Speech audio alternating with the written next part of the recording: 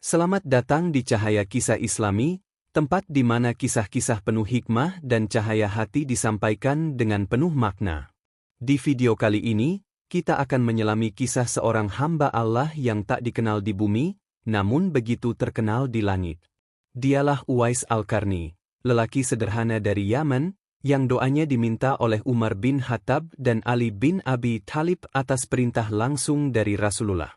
Ia tak pernah bertemu Nabi, namun namanya disebut dalam sabda beliau. Ia miskin, tak dikenal, namun para malaikat berebut mengurus jenazahnya. Apa yang membuat Uwais begitu mulia di sisi Allah? Temukan jawabannya dalam kisah menggetarkan hati berikut ini.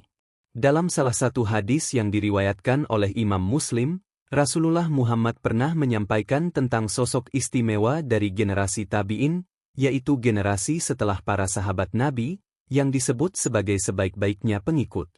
Sosok ini adalah seorang laki-laki sederhana bernama Uwais, yang lebih dikenal dengan nama Uwais Al-Qarni. Ia berasal dari wilayah Yaman dan hidup dalam kondisi yang sangat sederhana.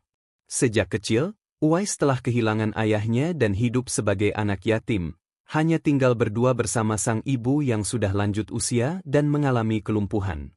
Meski hidup dalam keterbatasan, Uwais memiliki pengabdian luar biasa kepada ibunya. Cinta dan baktinya kepada ibunya tak tertandingi, dan ia rela mengorbankan banyak hal demi memenuhi kebutuhan serta merawat ibunya dengan sabar. Kondisi tubuh Uwais pun tidak sempurna. Ia menderita penyakit kulit yang menyebabkan bercak belang di seluruh tubuhnya. Namun, meskipun memiliki kelemahan fisik dan kehidupan yang serba kekurangan, ketulusan dan ketakwaan Uwais tidak berkurang sedikit pun. Ia tetap taat kepada Allah, dan amal ibadahnya begitu murni tanpa pamrih. Uwais dikenal sebagai sosok yang sangat zuhud dan wara. Ia tidak mengejar dunia, tidak mencintai popularitas, dan lebih memilih untuk hidup dalam kesunyian bersama ibunya. Bahkan, meski sangat merindukan Rasulullah dan Islam yang dibawanya, Uwais tak pernah berangkat ke Madinah untuk bertemu langsung dengan Nabi. Alasannya begitu mulia, ia tidak ingin meninggalkan ibunya sendirian walau sejenak. Ia merasa tanggung jawabnya sebagai anak lebih utama, dan ia menempatkan ridha ibunya di atas segalanya. Karena baktinya yang luar biasa kepada ibunya, Allah mengangkat derajat Uwais begitu tinggi hingga Rasulullah sendiri mengenal dan menyebutkan namanya, meskipun secara fisik mereka tidak pernah bertemu. Dalam sabdanya, Nabi Muhammad memuji Uwais dan bahkan memberi wasiat kepada dua sahabat terdekat beliau, yaitu Umar bin Khattab dan Ali bin Abi Thalib, untuk mencari Uwais Al-Qarni bila mereka bertemu dengannya. Nabi berpesan agar keduanya meminta Uwais untuk memohonkan ampun kepada Allah bagi mereka. Sabda Rasulullah yang terkenal berbunyi, "Carilah dia, Uwais Al-Qarni, dan mintalah agar dia memohonkan ampunan kepada Allah untuk kalian." Ini menunjukkan betapa istimewanya Uwais di mata Rasulullah, dan betapa tinggi kedudukan spiritualnya di sisi Allah Subhanahu wa Ta'ala. Tak banyak orang yang mendapat keistimewaan seperti ini, apalagi dari kalangan yang tak dikenal dan hidup dalam keterbatasan. Uwais Al-Qarni dan ibunya termasuk di antara orang-orang yang menerima ajaran Islam setelah mendengar dakwah Nabi Muhammad yang tersebar dari kota Mekah. Meskipun mereka tinggal di Yaman, seruan Islam sampai juga ke telinga mereka dan keduanya pun memilih untuk memeluk agama yang dibawa oleh Rasulullah dengan sepenuh hati. Uwais tumbuh menjadi pemuda saleh yang luar biasa. Ia dikenal sebagai pribadi yang sangat taat, rendah hati, dan amat menghormati ibunya. Semua yang dilakukan Uwais dalam kehidupannya didasarkan pada bakti kepada ibunya. Ia merawat ibunya yang sudah lanjut usia dan sakit-sakitan dengan penuh kasih sayang dan ketelatenan, tak pernah mengeluh ataupun merasa terbebani. Suatu ketika, Uwais merasa sangat ingin sekali bisa bertemu langsung dengan Nabi Muhammad. Ia pun menyampaikan keinginannya itu kepada ibunya. Meski berat hati karena kondisi kesehatannya yang lemah, sang ibu mengizinkannya pergi ke Madinah untuk menjumpai Rasulullah. Namun, sang ibu pun mengingatkan Uwais agar jangan terlalu lama dan segera pulang karena ia tidak enak badan dan membutuhkan Uwais di sisinya. Dengan penuh semangat, Uwais menempuh perjalanan panjang dari Yaman ke Madinah. Setibanya di sana, ia langsung menuju rumah Rasulullah. Tapi sayangnya, Nabi sedang tidak berada di rumah karena tengah berada di medan perang. Uwais pun bertemu dengan istri Nabi, Siti Aisyah, yang menyambutnya dengan baik. Mengingat pesan ibunya yang sedang menunggu di Yaman, Uwais tidak berlama-lama di Madinah. Ia memutuskan untuk segera kembali, meskipun belum berhasil bertemu Nabi. Sebelum pergi, ia menitipkan salam kepada Rasulullah melalui Siti Aisyah. Keputusan itu menunjukkan betapa besar baktinya kepada ibunya. Lebih ia utamakan daripada keinginannya sendiri untuk melihat Nabi secara langsung. Kisah lain dari kehidupan Uwais yang juga penuh keteladanan adalah bagaimana ia dengan gigih berusaha memenuhi keinginan ibunya untuk berhaji. Sang ibu yang renta dan lumpuh ingin sekali bisa menjalankan ibadah ke Baitullah. Namun keinginan itu bukan hal mudah, mengingat perjalanan dari Yaman ke Mekah sangat jauh dan melewati medan yang gersang. Selain itu, mereka juga hidup dalam kemiskinan dan tidak memiliki kendaraan seperti unta atau perbekalan cukup sebagaimana lazimnya orang-orang yang hendak berhaji kala itu. Namun, keinginan ibunya adalah sebuah amanah bagi Uwais. Ia tak ingin mengecewakan sang ibu.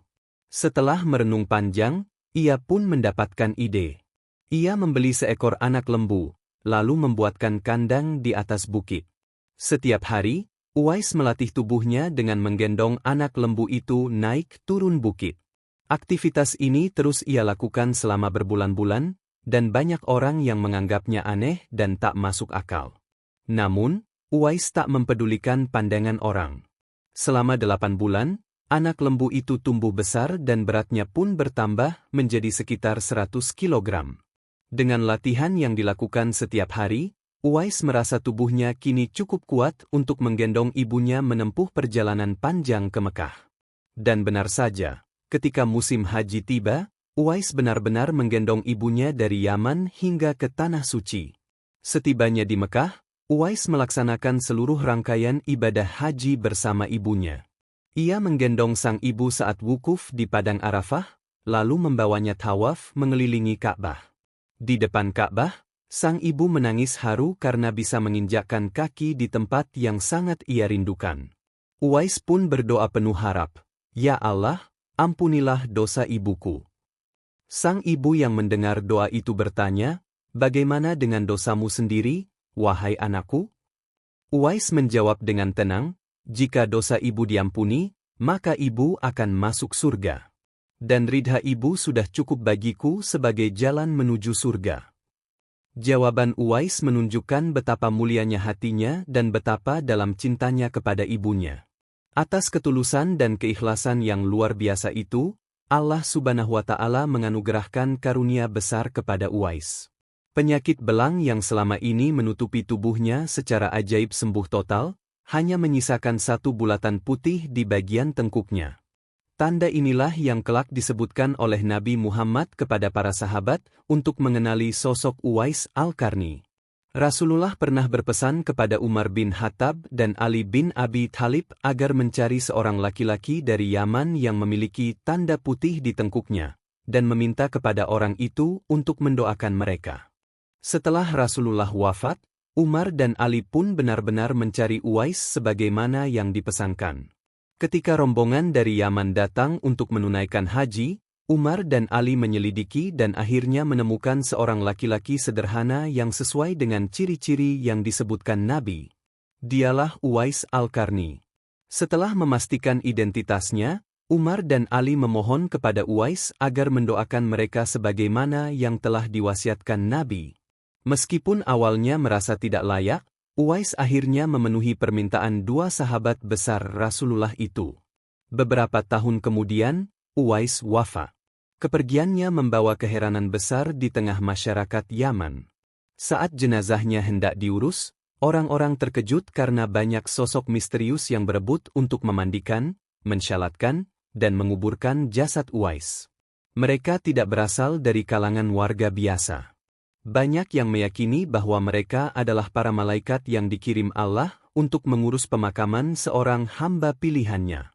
Dalam bukunya, Muhammad van Destra menyebut bahwa para malaikat itu memang diturunkan khusus ke bumi untuk menyempurnakan proses pemakaman Uwais Al-Qarni. Sebuah kehormatan langka yang hanya diberikan kepada manusia-manusia yang amat istimewa di sisi Allah Subhanahu wa Ta'ala. Kisah hidup Uwais Al-Qarni mengajarkan bahwa pengabdian kepada orang tua, keikhlasan dalam beramal, dan kesungguhan hati dalam mencari ridha Allah adalah jalan menuju derajat tinggi dalam pandangannya. Uwais tidak terkenal di dunia, namun dikenal oleh langit. Ia tak pernah berjumpa langsung dengan Nabi, tetapi doanya diminta oleh para sahabat. Ia hidup dalam keterbatasan, namun Allah menganugerahkan kemuliaan tak tertandingi. Dari Uwais Al-Qarni, kita belajar bahwa kemuliaan di sisi Allah tidak dilihat dari harta, jabatan, atau popularitas, tapi dari keikhlasan, ketaatan, dan bakti kepada orang tua. Semoga kita bisa meneladani ketulusan Uwais, dan menjadi hamba yang juga dikenal di langit karena cinta dan amal saleh kita. Jangan lupa like, share, dan subscribe channel Cahaya Kisah Islami, agar kita terus bisa menyebarkan kisah-kisah inspiratif penuh cahaya.